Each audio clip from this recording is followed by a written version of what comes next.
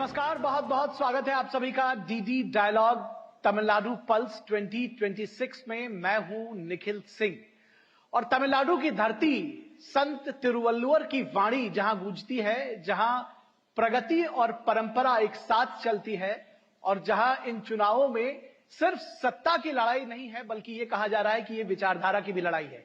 तो ऐसे में हम अपने विशेष मेहमानों से, हमारे साथ में डॉक्टर पीएस विजय राघवन जो कि एडिटोरियल इंचार्ज हैं राजस्थान पत्रिका के और यहां की राजनीतिक नब्ज को बहुत अच्छी तरीके से समझते हैं। तो जब हम तमिलनाडु पल्स की बात करते हैं तो यहां की नब्ज की जानकारी, यहां जनता कैसे सोचती है, इस विषय में ये सारी जानकारी डॉक्टर विजय राघवन देंगे। और इसके साथ ही साथ हमारे साथ में प्रोफेसर एस चांद बीवी जो कि रिटायर्ड प्रोफेसर हैं department of history, Aligarh Muslim University Uttar Pradesh से, वो भी हमारे साथ में हैं। तो इन दो विशेष मेहमानों के साथ में हम ये जानने की कोशिश करेंगे कि इन चुनावों में दरअसल तमिलनाडु की जनता क्या कुछ सोचती है, उसका अपना क्या विचार है और कौन से मुद्दे यहां पर हावी हैं। क्योंकि यह कहा जा रहा है कि यहां पर सिर्फ सत्ता की लड़ाई नहीं है, विचारधारा की लड़ाई है, पर्सनालिटीज की लड़ाई है।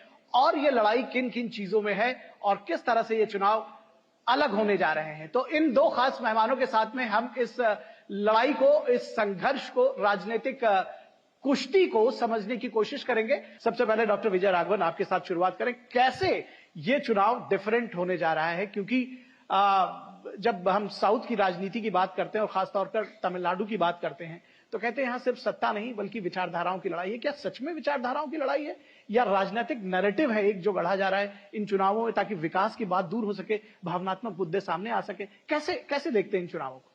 तो सबसे पहले ये 17वीं विधानसभा का चुनाव है। 16 चुनाव हो चुके हैं और यहाँ पर जो 1967 के बाद जो बदलाव आया उसके बाद से द्रविड़ दलों का ही शासन रहा है तमिलनाडु में।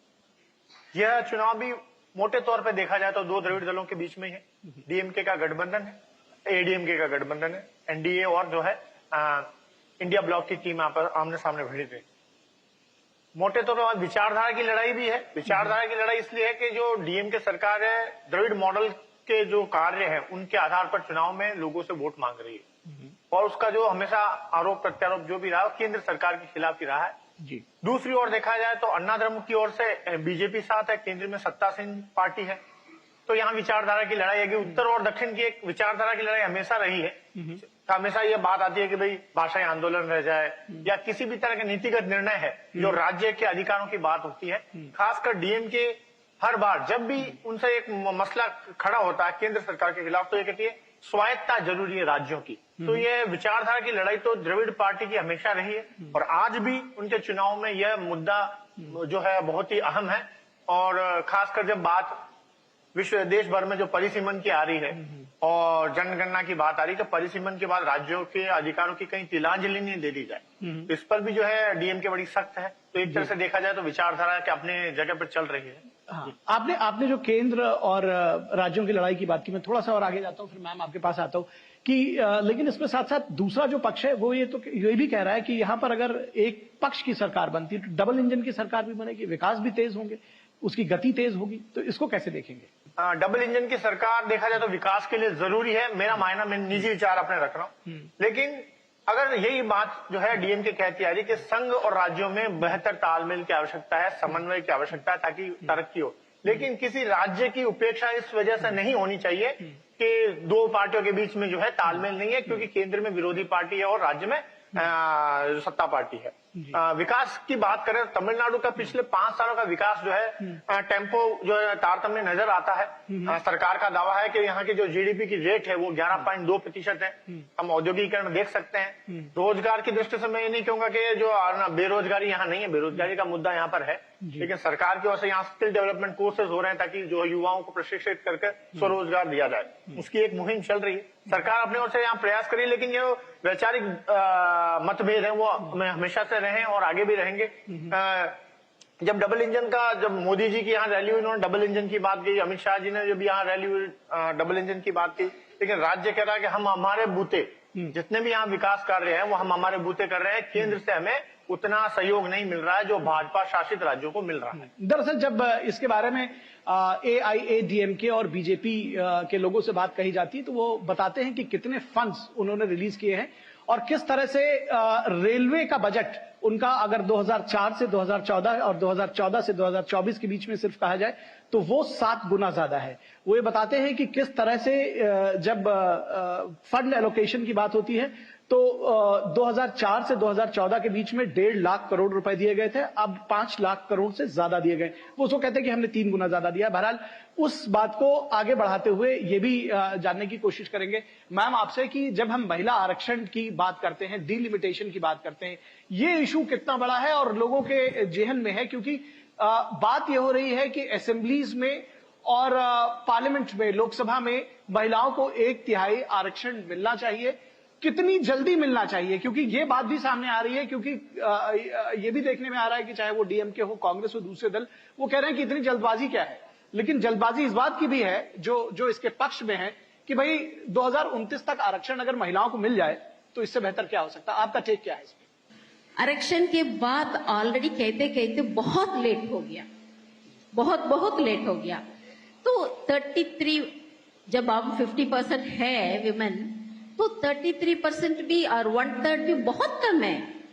क्यों? जब घर चला सकते हैं। इस इंडिया में तो प्राइम मिनिस्टर भी लेडी रह चुकी है, आजकल तो प्रेसिडेंट भी रह चुके हैं, कुछ पार्टीज में भी रह चुके हैं, चीफ मिनिस्टर्स भी रह चुके हैं, हर जगह पे रह चुके हैं। तो पार्लियामेंट में, इलेक्शंस में 33% का क्या कमी है? क्यों नहीं आना चाहिए? इसलिए मेरे ख्याल से इलेक्शंस में और पार्लियामेंट में और पॉलिटिक्स में लेडीज को आगे बढ़ना है। बढ़ने के लिए जब भी एक बंदा वीक होता तो उन लोगों को रिजर्वेशन तो देते हैं, यही तो फंडामेंटल है रिजर्वेशन का। जब ये फंडामेंटल है तो विमेन को भी रिजर्वेशन होना का बहुत जरूरी है। कितना जल्दी आ सकता उतना जल्दी आ सकते हैं। हाँ, इसमें एक बात है। बात क्या है?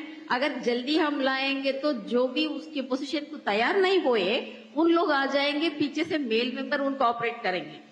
ये है, लेकिन कब तक है? एक बार आ गए, बैठ गए, फर्स्ट टर्म तो करेंगे, हमेशा तो कोई तो नहीं कर पाए शायद ना। देन सेकंड टर्म तो उन लोगों को कम से कम 5 साल उन लोग देख लिए तो ऑटोमेटिकली उन लोग आगे आ जाएंगे। इसलिए पहले इलेक्शन पार्टिसिपेशन के लिए रिजर्वेशन चाहिए। एक पर्टिकुलर स्टेज आएगा जिसपे ऑटोमेटिकली लेडीज आने शुरू करेंगे, तब रिजर्वेशन रोक भी सकते हैं। तो तमिलनाडु के इन चुनावों में ये एक मुद्दा है। आपको लगता है कि जो आधी आबादी है, जो विमेन, हमारी जो महिला शक्ति है, वो ये इस मुद्दे को ध्यान में रखकर वोट करेगी इस बार? देखिए, तमिलनाडु का हम सोचेंगे तो विमेन का एक पावर तो है। वो विमेन पावर तो डिफरेंट क्लासेस में उन लोग बांटे लगे हैं। तो जो पढ़े लिखे हैं उन लोग अलग होते हैं, जो मिडिल काम करते हैं, यंग अब तो प्रोडक्टिव एज में जो भी है 25 to 40 उन लोगों का अलग है। और अभी नया वोटर्स है 18, उन लोगों को कुछ भी अर्लियर एक्सपीरियंस क्या है, पहले का एक्सपीरियंस क्या है, क्या उन लोग जानते नहीं है, उन लोगों का अलग होगा। और बेसिक क्लास एक है जो अपना बेसिक नेसेसिटी के लिए हर दिन लड़ते रहता है, उनका मतलब एंड उनका नेसेसिटी अलग है। तो इसको हम टोटली महिला करके एक मुद्दा से हम ऐसा नहीं देख सकते हैं। इसको ग्रुप्स में बांटना है, एज वाइज बांटना है। लेकिन तमिलनाडु का महिला बहुत क्लियर है, बहुत अच्छे से एक इकोनॉमिकली बहुत कम रहते हैं, कम स्टेज पे रहते हैं। वो महिला भी आज का पॉलिटिक्स क्या चल रहा है, इनका मैनिफेस्टो में क्या है, इतना नॉलेज तो है। अगर वो हम लोएस्ट क्लास को लेंगे, लोएस्ट क्लास तो ये चाहेंगे मेरा हर दिन का जरूरी चीज क्या है, पानी है, राशन है, करंट है, समर से ना करंट तो जरूरत है, और एक पीसफुल कम्युनिकेशन जैसा बस वगैरह का फ्री करे हैं, इस पे मेरे घर कैसा चलेगा यही देखेंगे। और काम चाहिए उन लोगों को, कमाई चाहिए, काम चाहिए, उन लोगों को फ्री भी चाहिए, उन लोगों को अपना जिंदगी चलाने के लिए चाहिए। जब उसके ऊपर जो क्लास है, लेकिन मैं माफी मांग के कहूंगी, एक क्लास है 25 to 40, ये जनरेशन इतना ज्यादा सोचता नहीं है। अगर एक दिन मिल गया तो वो भी तो एक छुट्टी के दिन हो गया उनके मतलब में। इतना पेन लेके उन लोग इसी से हर चीज मिलना सोचते हैं। वो जनरेशन एक है, उन लोग किस तरफ पलटेंगे इसमें ज्यादा लोग मेरी ख्याल से वोट भी देने नहीं आएंगे। एक दिन मुझे छुट्टी मिल गया, मैं कौन से एंटरटेनमेंट में लग जाऊं ये सोचते होंगे। अगर अबव 40 है उन लोग सीरियस होते हैं, इसके पहले भी कुछ इलेक्शंस देख चुके हैं, वो लोग एनालिसिस कर सकते हैं किसमें फायदा है, फ्रीबीज होना नहीं होना चाहिए, इसमें रिजर्वेशन काम पे आएगा नहीं आएगा, ये हर चीज उन लोग सोचेंगे। इसलिए हम महिला के मतलब 18 साल से 100 इयर्स तक एक कैप्शन में हम नहीं तल पाएंगे, इकोनॉमिक क्लास डिविजन से एंड एज ग्रुप से। इसके हिसाब से देखेंगे, अपने अपने तरफ से वोट देंगे, लेकिन वोट देंगे। जी चलिए, आपने एक बहुत बड़ी बात कही है कि वोट देने के लिए लोग बाहर निकलेंगे। मैं भी अपनी तरफ से एक बार फिर से अपील करूंगा कि वोट देने के लिए लोग जरूर आए। जैसा कि मैम ने कहा कि कई बार लोग वोट देने घर से नहीं निकलते हैं, तो ज्यादा से ज्यादा संख्या में जो भी कैंडिडेट आपको पसंद हो, जो भी पार्टी आपको पसंद हो, उनको वोट देने के लिए आप आए। डॉक्टर विजय राघवन, फिर इशू आता है डीएमके वर्सेज AIADMK, इनका जिस तरह से ये पूरी सियासत चली है, क्या आपको लगता है कि ये पर्सनालिटीज की लड़ाई, जब हम एम के स्टालिन और पलानीसामी की बात करते हैं, किस तरह से आप इसको देखते हैं, किसको एज मिलता है, और आम जनता के बीच में क्या मैसेज है इस पूरी पर्सनालिटी की लड़ाई को देख के? जी, खासकर एम.के. स्टालिन सीएम साहब की बात करेंगे तो ये दूसरा टर्म होना चाहिए अगर वो जीतते हैं तो, और पलानीसामी के लिए भी दूसरा टर्म होगा अगर वो जीतते हैं। दोनों का खास जो अगर मुकाबला है तो इन दोनों के बीच ही है। लेकिन दो और पार्टियां, जो नई पार्टी टीवीके की विजय, अभिनेता विजय की पार्टी है, और पिछले 15 सालों से कोशिश करते हैं एनटीके, नाम तमिलर कक्षी के संयोजक सीमान की पार्टी भी है, जो पिछले लोकसभा चुनाव में उनका जो है वोट परसेंट 10% से ज्यादा रहा, और वो अपनी रिकॉग्निशन बना पाए इलेक्शन कमीशन के सामने। इन चार मुकाबलों में चारों को अगर देखा जाए तो चारों का अंदाज अलग है। स्टालिन अपनी योजनाओं के जरिए लोकप्रियता हासिल करते हैं, तो इनका जो सार्वजनिक जीवन है, पब्लिक जीवन, वो 50 साल से ज्यादा का है। वो छात्र आंदोलन में सक्रिय रहे। इसी तरह पलानीस्वामी कदम दर कदम उन्होंने पार्टी में अपना कद बढ़ाया। वो भी छात्र जीवन से AIADMK से जुड़े हुए रहे, MGR के साथ काम किया, MGR जयललिता जी ने उनको जो है चुना और पार्टी में बड़ा पद दिया। इसके बाद वो सीएम बने। तो वो भी धरती पुत्र हैं, किसान है, तो जो एक आम आदमी से जो जुड़ाव है जी, स्टालिन की तुलना में पलानीस्वामी का ज्यादा लगता है। अन्य दो पार्टियों की चर्चा करें तो विजय का एक जलवा है, फिल्म इंडस्ट्री से आए हैं, और तमिलनाडु की राजनीति में फिल्म बैकग्राउंड बहुत मायने रखता है। तो मैडम शायद आगे चर्चा करें। और चौथे जो एनटीके के सीमान है, जो अपने आप में वो भी सीएम के दावेदार है, सीएम पद के। अभी तक उस पार्टी ने एक भी चुनाव नहीं जीता, लेकिन वो अपनी भाषण क्षमता से युवाओं को खासकर जोड़ते हैं, और इस तरह वो अपना वोट बैंक बढ़ा रहे हैं। तो इन चारों ही नेताओं की अपनी अपनी लोकप्रियता है, और ये जो मुकाबला होगा बहुकोणीय है। और SIR के बाद जब 90 लाख से ज्यादा वोट कट जाते हैं, जो 6.21 करोड़ से 5.21 करोड़ ही है, 2-1 करोड़ है जी, उसमें अब ये मतदाता डिसाइड करेगा कि उसका क्या वो मुद्दा आधारित वोट करे या चेहरा आधारित वोट करे। जी जी जी, ये बड़ी बात होगी कि किस तरह से वोट करते हैं लोग। एक मुद्दा जो अभी उठाया, और जो यहाँ पे जिसको मैं कहता हूँ V फैक्टर, यहाँ के चुनाव में विजय फैक्टर, तो इसमें मैं आपसे मैडम ये भी समझना चाहूंगा किस तरह से, क्योंकि सबसे ज्यादा प्रभाव जो है वो दक्षिण भारत में दिखाई देता है फिल्मों का राजनीति में, और ये शायद अगर मैं कहूँ तो शुरुआत भी उसकी यहीं से ज्यादा हुई है। किस तरह से आप देखती हैं इसकी एक तो प्रमुख वजह क्या है, और दूसरा किस तरह से इस विजय फैक्टर को इन चुनावों में आप देखती हैं, क्योंकि बहुत सारे इसको लेकर के परिभाषा दी जा रही है कि विजय चुनाव जीते ना जीते, दोनों को डैमेज करेंगे तो किसको डैमेज करेंगे, किंग बन सकते हैं, एक तीसरा कौन हो सकता है, कुछ लोग कहते हैं नहीं जी किंग नहीं तो किंग मेकर बनेंगे। क्या होगा, आपका क्या आकलन है, आप लोगों से मिलती हैं, जानती हैं? आपका पहले सवाल के मैं कहूंगी, साउथ इंडिया में तो पहले शुरू हुआ MG रामचंद्रन के साथ, लेकिन MG रामचंद्रन नहीं, DMK का पहले के लीडर फॉर्मर चीफ मिनिस्टर थे कलिंगर करुणानिधि, इन दोनों का इशू डिफरेंट है। वो भी MGR का इशू बहुत डिफरेंट है, क्योंकि वो पार्टी अलाइड थीम पे पिक्चर्स कर रहे थे। थीम का पिक्चर्स में आप कभी नहीं, वो स्मोक नहीं करेगा, वो दारू नहीं पिएगा, वो सेकंड मैरिज नहीं करेगा, एक रोल मॉडल की तरह अम्मा विमेन को रेस्पेक्ट करेगा, अम्मा को बहुत रिस्पेक्ट दिखाएगा, अम्मा का बात नहीं हटा के जाएगा। ऐसे वो थ्रू फिल्म्स वो एक हीरो बन रहा था, रोल मॉडल बन रहा था विथ यंगस्टर्स। इसी में वो पार्टी भी जब शुरू की है तो गाना भी, जैसे मैं फॉर्मर चीफ मिनिस्टर कलाइंजर का नाम लूंगी, वो तो स्टोरी भी लिखते थे और वो तो गाना भी लिखते थे। जैसा उसमें काफी डीके का प्रिंसिपल्स, आइडियोलॉजी ये स्प्रेड करते थे। ये लॉन्ग टाइम स्प्रेड करके इसके बाद ही तो पॉलिटिक्स में आए हैं। वो अलग है, वो आ गए हैं। ऑफ कोर्स इनके बाद तो एनटी रामाराव, तभी तो तेलंगाना और आंध्र प्रदेश एक साथ था, वो भी आए थे। उसके बाद इधर जयललिता के बीच में तो चिरंजीवी जी, वो आए थे। चिरंजीवी तो 2008 में शुरू किए अपना पार्टी, ये सोच के जैसे एमजीआर आ गया तो हम भी आ सकते हैं, लेकिन 2011 में मर्ज कर दिया। उसके बाद तो वो टोटली कह दिया मैं हमेशा के लिए पार्टी पॉलिटिक्स छोड़ रहा हूँ, तो वो सक्सेस नहीं है। अब जो भी इसके बाद तो नाम लेंगे फॉर्मर चीफ मिनिस्टर जयललिता का नाम।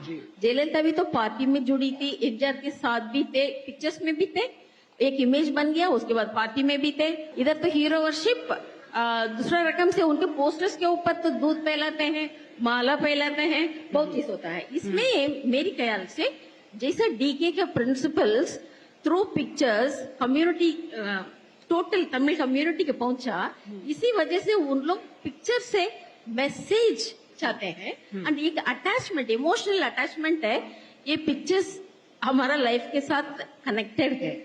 ये है आज का हालत तो ऐसा है, कुछ भी कॉलेज में जाके एक स्पीच भी देना है, कम से कम एक पिक्चर का गाना तो रेफरेंस देना ही देना है, तभी स्टूडेंट्स का अट्रैक्शन आप गेन कर पा रहे हैं। जी। तो इस बात को मैं आपसे भी समझना चाहूंगा। दरअसल विजय फैक्टर जो था वो मैं समझना चाहूंगा, किसका वोट ज्यादा डैमेज कर रहे हैं? क्या किंग हो सकते हैं या किंग मेकर रहेंगे? किस तरह का पल्स जब हम बात करते हैं, और इसके आप बड़े निपुण विश्लेषक माने जाते हैं, मैं आपसे उम्मीद करूंगा कि आप साफगोई से बताएंगे। जी। अब विजय फैक्टर एक्स फैक्टर है चुनाव में। अब वो अपने आप में सीएम की दावेदारी के रूप में खुद को पेश कर रहे हैं। गठबंधन के पहले तमाम चर्चाएं थी कि ये गठबंधन, ये पार्टी उनको अपनी ओर खींचने की कोशिश कर रही है, वो पार्टी अपनी ओर खींचने की कोशिश कर रही है।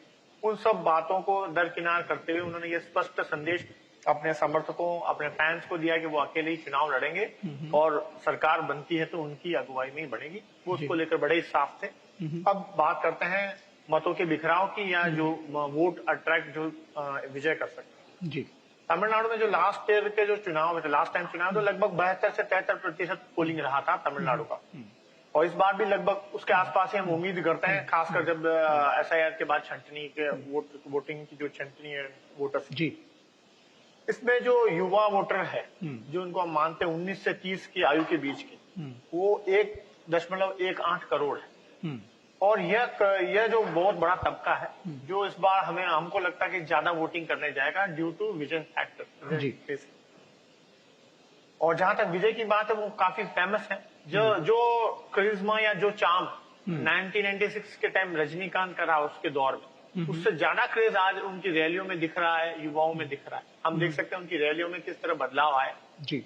कुछ पिछले साल की जो दुर्घटना हुई करूर की, उसके बाद से वो मानसिक रूप से काफी उभरे। तो और में हम देख सकते थे कि एक संकुचित हो गए थे, क्योंकि जिस तरह से मीडिया उन पर हावी हुआ, वो राजनीति के लिए नए थे। लेकिन अब वो राजनीति, हर दिन के साथ उनकी राजनीति का कद और राजनीति की समझ बढ़ रही है। वो उनके भाषणों में दिख रही है, वो उनसे लोगों के कनेक्ट में दिख रही है। तो युवा वर्ग जुड़ रहा है। दूसरी चीज, जब सरकार के खिलाफ बात करते थे, एक एंटी इनकम्बेंसी वेव तो हम महसूस करते हैं। साथ ही वही एंटी इनकम्बेंसी वेव की जब बात करें, तो सरकार विरोधी जो वोट होते हैं वो हमेशा जो है ऑपोजिशन को जाता है। ऑपोजिशन के रूप में यहाँ पे एडीएमके है, एडीएमके का एनडीए गठबंधन, और साथ में विजय खड़े हो जाते हैं। तो इस तरह देखें तो सत्ता विरोधी लहर की जो वोट है वो हमें स्प्लिट होते दिख रहे हैं। सत्ता विरोधी लहर है, एंटी इनकम्बेंसी लहर जो है वो आप उसको स्पष्ट रूप से देख पा रहे हैं? स्पष्ट रूप से तो नहीं कहूंगा, लेकिन डीएमके सरकार के खिलाफ जो करप्शन के चार्जेस लगते रहते हैं, क्योंकि जो सबसे बड़ा मुद्दा हम देखें तो तस्मा घोटाला जो बीजेपी और ऑपोजिशन उठाता रहा है, लाखों करोड़ के घोटाले की बात है, रेत खनन से जुड़े हुए कुछ मुद्दे उठे थे, तो सरकार के खिलाफ भ्रष्टाचार के आरोप तो लगे हैं। इसके अलावा महंगाई के काफी मुद्दे थे, जैसे प्रॉपर्टी टैक्स बढ़ा दिए गए। अगर आप वेस्टर्न तमिलनाडु में जाएंगे तो पूरी इंडस्ट्री जो है टैरिफ हाइक से प्रभावित है। मैं निजी रूप से कई उद्यमियों से मिला, वो एक उस संकट का सामना करे। तो पैचेस में और जो है जोन वाइज डीएमके के खिलाफ अलग अलग मुद्दों को लेकर एक जो है सरकार के खिलाफ इतनी सिंपैथी नहीं है जो पिछले बार थी, वो हम देख सकते जी। एक मैं छोटा सा इसी पे वो चाहूंगा कि चिंता किसको ज्यादा करनी चाहिए, विजय की एआईएडीएम को या डीएमके को? मुझे लगता है इस चुनाव में ज्यादा चिंता एआईडीएमके को करनी चाहिए, क्योंकि सत्ता विरोधी वोट अगर आपके पास नहीं आते तो आप सत्ता में वापसी का जो है आपका जो मार्ग है वो बंद हो जाता है। अगर 3 वोट एडीएमके को पढ़ने चाहिए थे, उसकी बजाय अगर 1 या 2 ही पढ़ रहा है तो इसका लाभ किसको होना चाहिए? तो जो कहीं ना कहीं मैं पाता हूँ एडीएमके गठबंधन से माइनस में चलता है। वोट स्प्लिट होने के बावजूद भी अगर वो पूरा वोट उनकी ओर कन्वर्ट नहीं हो रहा वोट बैंक, तो ये एडीएमके के लिए ज्यादा चिंता का जी जी। कुछ जो चुनावी मुद्दे हैं मैम, उनकी बात करते हैं। और सबसे खास जो यहाँ के अगर कहा जाए कि चुनावी फिजाओं में जो सबसे ज्यादा मुद्दा दिखता है, उनमें एक है विमेन सेफ्टी एंड सिक्योरिटी, और उसके साथ ही साथ में ड्रग मेनेस। कैसे आप इनको देखती हैं कि ये कितने बड़े मुद्दे हैं चुनाव में, कितना बड़ा इशू है, और जो विमेन है खासतौर पर जब आधी आबादी वोट करेगी तो इन चीजों को ध्यान में रखेगी? देखिए, विमेन कंपैरेटिवली देखूंगी क्योंकि मैं यूपी में भी रह चुकी हूँ। तमिलनाडु में उन लोग बहुत सेफ है, बेटर है, लेकिन मैं ये नहीं कहूंगी इधर एक भी ऐसा अगेंस्ट विमेन नहीं हुआ पोस्को। क्योंकि जब बीजेपी और एआईएडीएमके के लोगों से बात करते हैं, अभी मैं कुछ दिन पहले बात कर रहा था, वो एक हफ्ते के भीतर उन्होंने 4 बड़ी घटनाएं बताई। अन्ना यूनिवर्सिटी की बात को फिर से एक बार वो बताते हैं, और वो कहते हैं कि ये चीजें रुकी नहीं है बल्कि लगातार बढ़ रही हैं। तो ये अपने आप में फैक्टर है क्या? ये एक फैक्टर तरह हम देखेंगे ना। ये हमेशा हर वुमन तो अपना सेफ्टी चाहती है। जो भी सिचुएशंस इधर है, काफी फैसिलिटीज है। अगर इमीडिएटली हम पुलिस को अप्रोच करना है, हर चीज तो पॉसिबल है। फ्री रात में तो ज्यादातर विमेन इधर ट्रैवल करते हैं, अकेले ट्रैवल करते हैं, बाहर बस्ती से इधर चेन्नई आते हैं, चेन्नई से जाते हैं। अभी आप अंदर जाके वो एक 25 to 40 के बीच में लेडीज से आप बात करेंगे तो कहते हैं अगर कुछ अपना कमरे में मूड आउट भी हो गए तो हम ऐसे सड़क पे चलते हैं, कुछ भी बस पकड़ा, कहीं भी उतर लिए, अब वापस आ गए। तो इतना सेफ्टी तो है, लेकिन सेफ्टी एक मेजर इश्यू तो है। वो मेजर इश्यू को तो कैसे देखेंगे, जिस तरह पुलिस रिएक्ट कर रहा है उस पे देखेंगे। ये ऐसा नहीं कोई एक पार्टी आने में बढ़ जाएगा, एक पार्टी आने में कम हो जाएगा, ये नहीं होगा। तो एक प्रोसेस में चलेगा। कुछ कुछ एरियाज होगा नोटोरियस, कुछ कुछ एरियाज। इसको कानून, आपने कहा ना कि पुलिस देखती है उसको, दरअसल इसको कानून व्यवस्था से जोड़कर देखा जाता है, क्योंकि जो सरकार है उसकी जिम्मेदारी है कि वो कानून व्यवस्था को बेहतर रखे। तो अगर महिलाओं को असुरक्षित वो महसूस करती है अपने आप को, कानून व्यवस्था अगर गड़बड़ है, तो जिम्मेदार जो भी सरकार है उस समय की, उसके ऊपर जिम्मेदारी दी जाएगी। ये एक इम्पोर्टेंट इश्यू आप रेज कर रहे हैं। ये पोल, इलेक्शन एंड पॉलिटिक्स के अलावा भी देखेंगे। सिर्फ एंड सिर्फ पुलिस ही हर जगह पे बियॉन्ड लॉ, एक्सेस लॉ लेते हैं, ये कैसे पॉसिबल है? कुछ भी पार्टी आता है फिर भी तो उन लोग ले पा रहे हैं। इसके मतलब ये है हर पार्टी को भी तो कुछ ना कुछ गुंडास एंड पुलिस जरूरत पड़ते हैं। इसी वजह से हर पार्टी उन लोगों को यूटिलाइज करता है, जैसे चाहिए वैसा यूटिलाइज करता है। इसी वजह से पुलिस तो बहुत पावरफुल, और उन लोग भी कोई भी लॉ हमको बाइंड नहीं कर सकता, ये फील करते हैं। जब हम इतना फील करेंगे तो अब तो रीसेंट जजमेंट भी आया, वो भी तो देखना है।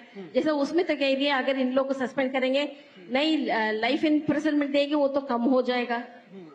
कह के उन लोगों को पनिशमेंट भी दिया गया है और उन लोगों को फांसी भी अनाउंस किया गया है। तो जैसे देखेंगे तो अब तो जो भी सरकार है उसको एक कंपल्शन आ रहा है पुलिस के साथ भी कम से कम कुछ कुछ केसेस में बहुत स्ट्रिक्टली रहना का है, पब्लिक को मैसेज देना की जरूरत है। तो देखिए क्राइम्स तो नॉर्मल है, जैसे कहाँ पे पुलिस नहीं रहेगा, काम नहीं करेगा, वहां पर ज्यादा होगा। कहाँ भी काम कम करेगा और वहां पर ज्यादा होएगा, अदरवाइज असल ये में हो इसको जाए। कन्विक्शन रेट से भी जोड़ के देखते हैं। कई बार यहाँ पर जो विपक्षी दल है वो आरोप लगाते हैं कि जो कन्विक्शन रेट है वो 10% से भी कम है। और मैं जल्दी से आपसे चाहूंगा, क्योंकि समय बहुत कम रह गया है, फिर भी मैं चाहूंगा कि आप जब मुद्दों की बात करते हैं और खासतौर पर दोनों दलों की बात करते हैं, AIADMK गठबंधन और DMK गठबंधन, DMK के साथ में कांग्रेस है और AIADMK के साथ बीजेपी है, किस तरह से आप देखते हैं कि कौन से गठबंधन में अगर हम कहें तो वहां पर ये उनका जो नीचे का अलायंस है, वोट ट्रांसफर है, वो कितना बेहतर है? और खासतौर पर हमने पिछले दिनों देखा है DMK और कांग्रेस के बीच में रिफ्ट, कितना कितना ये असर डालेगा? जी, दोनों ही गठबंधनों की बात की जाए तो संतुलित नजर आता है। जिस तरह DMK गठबंधन की बात करें तो दलित वोटों के रूप में जो है VC पार्टी है, कम्युनिस्ट पार्टी का अपना बेस है। इधर ऑपोजिशन में बात करें तो साथ में DMD के विजयकांत की पार्टी जुड़ चुकी है DMK गठबंधन में। वहां दूसरी ओर बात करें तो जो पिछली बार जो मतों का बिखराव था उसको एकीकृत करने का प्रयास पळनिस्वामी ने किया, एडपाडी स्वामी ने।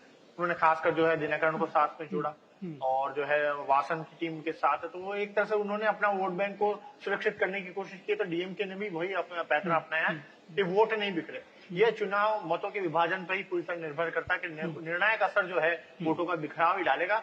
उसमें जो दो पार्टियां हैं जो गेम स्पॉइलर हो सकती है, TVK की विजय और NTK, और उनमें भी थोड़ा और समझने की कोशिश करें तो विजय जो है तीनों जो धड़े हैं उनके वोट काटते नजर आ रहे हैं। ठीक है, जो जिस तरह से राहुल गांधी प्रचार करने के लिए यहाँ पर नहीं आए, पौंडीचेरी में एक साथ स्टालिन और एक ही दिन राहुल गांधी प्रचार करते रहे लेकिन एक साथ नहीं आए, इनको लेकर के भी बहुत सारे प्रश्न उठाए जा रहे हैं। रिफ्ट जरूर है कांग्रेस और DMK के बीच, क्योंकि ये एक तमिलनाडु में अक्सर जो है कांग्रेस चुनाव के पहले कोई ना कोई नेता ये हवा जरूर देता है कि हमें सत्ता में हिस्सेदारी चाहिए, क्योंकि 67 के बाद से कांग्रेस कभी वापस आ नहीं पाई। 2006 की बात करें तो 2006 में 35 MLA होने के बावजूद भी कांग्रेस को सत्ता में हिस्सेदारी नहीं मिली थी, जबकि DMK अल्पमत सरकार बनी थी। तो उनकी कहीं ना कहीं मांग रही कि या तो मैं सीट ज्यादा मिले या सत्ता में हिस्सेदारी। पिछली बार भी उनकी 18 सीटें थी और इस बार उनको लग रहा था सीटें ज्यादा मिलेगी, वह नहीं मिल पाया। इसलिए कुछ जो है धरातल पर जो है वैचारिक मतभेद थे, हालांकि उसको सॉर्ट आउट करते हुए इन्होंने गठबंधन तो कायम कर दिया, लेकिन कहीं ना कहीं प्रश्न जरूर बना। सबसे बड़ी अपील हम एक बार फिर से करेंगे कि आप लोग इलेक्शन वोटिंग के दिन सब लोग बड़ी संख्या में वोट करने के लिए जरूर जाइएगा। और जब हम तमिलनाडु पल्स की बात करते हैं तो जो आप लोग के अपने मुद्दे हैं, जो आप लोगों का अपना विचार है, उनको साथ में लेकर जाइए अपने मन में और एक अच्छी सरकार बनाने के लिए वोट जरूर करिए। आप दोनों खास मेहमानों का बहुत धन्यवाद हमारे साथ में, और आप लोगों का भी बहुत धन्यवाद।